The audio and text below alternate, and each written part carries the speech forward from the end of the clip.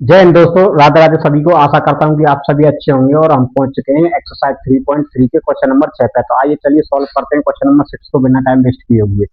Question number 6 कह रहा है two adjacent angles of a parallelogram has equals measurement, find the measurement each of the angles of the parallelogram. यानी ये कह रहा है कि कोई भी एक पैरेललोग्राम दे रखा है। क्या दे रखा है? कोई एक पैरेललोग्राम दे रखा है। उस पैरेललोग्राम की जैसे ए और बी और सी और डी, ये क्या कर दिया? एक पैरेललोग्राम हो गया। और उसकी दो यानी एडजेसेंट एंगल, यानी एंगल ए वाला और ये वाला एडजेसेंट, इसे ले लो। एंगल इसे मान लो एंगल वन, इसे मान लो तुम एंगल वन, और इसे मान लो एंगल टू। यानी दो एडजेसेंट एंगल हैं, इक्वल हैं। कैसे इक्वल एंगल है? इक्वल मानने के लिए मैं इसे एंगल को एक्स मान लेता हूँ। जो एंगल वन है मैं इसे कितना मान लेता हूँ? इसे एक्स मान लेता हूँ। तो इक्वल है तो इसे भी क्या मान लेता हूँ? एक्स मान लेता हूँ।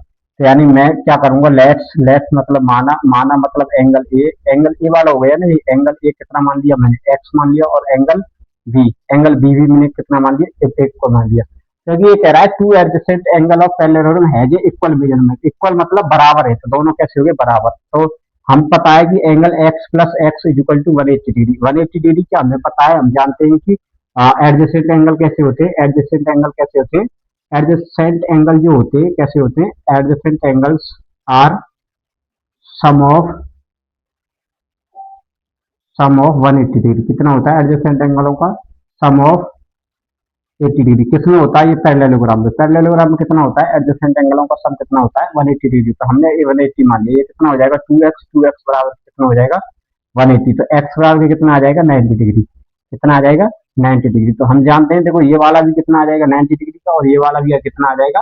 90 डिग्री। दोनों एंगल्स कितने के आ गए? 90 डिग्री। अब कह रहा है find the measurement each of the angles of the parallelogram. यानी ये कह रहा है कि जो एंगल्स की, प्रत्येक एंगल की मेजरमेंट होगी वो कितनी होगी? Find that.